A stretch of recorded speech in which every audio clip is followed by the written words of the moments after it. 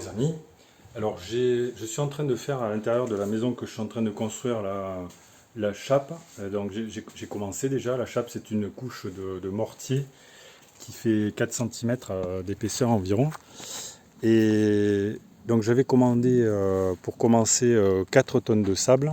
Et là j'ai dû recommander alors 5 tonnes de sable supplémentaires. Vous voyez le tas, c'est un nouveau tas de sable que j'ai payé, qui m'a coûté je crois 210 €, quelque chose comme ça. Vous voyez, donc sachez qu'avec les 4 premières tonnes de sable, vous voyez ici, ce qui m'en restait, c'est ce petit morceau là, ce petit tas là, qu'on voit ici. Donc il en restait largement pas assez pour finir la maison. Et donc j'en ai recommandé un bon paquet, quoi, pour être certain d'en avoir assez ce coup-ci.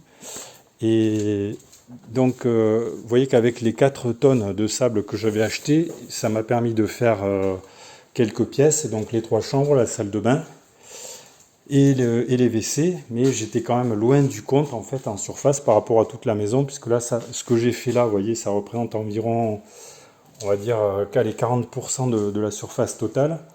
Donc j'ai repris suffisamment de sable, quoi. J'ai repris une grosse quantité de sable pour pouvoir finir le travail. Sachant que j'ai pas non plus acheté assez de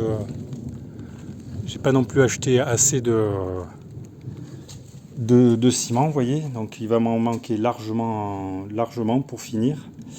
Peut-être, je dirais à vue d'œil, au moins une douzaine de sacs, quoi, pour terminer la maison. Et encore, c'est pas sûr que ça suffise. Alors le problème qui se pose en fait avec le sable, c'est que c'est difficile de convertir les volumes en masse en fait, ou en poids. Le sable en fait, selon qu'il est sec ou mouillé, il n'a pas le même poids. Et en fait le volume est très important, comme ça a l'air en apparence, mais après quand on l'utilise, en réalité on s'aperçoit qu'il en faut quand même de très grosses quantités pour faire une chape ici qui ne fait que 4 cm d'épaisseur. Il faut beaucoup de grosses quantités, quoi. Voilà. Donc quand vous faites vos calculs, sachez que faites attention au calcul des volumes et de la correspondance entre le volume qu'il va vous falloir et la masse, quoi. Voilà. Voilà les amis, ce que je pouvais vous dire. Donc si vous avez des questions, des remarques ou des commentaires, vous pouvez les faire dans le fil de discussion sous la vidéo. Abonnez-vous à la chaîne si vous voulez voir la suite du chantier. Vous pouvez cliquer sur le pouce j'aime si ça vous a intéressé. Je vous remercie pour votre attention et je vous dis à bientôt pour de nouvelles vidéos.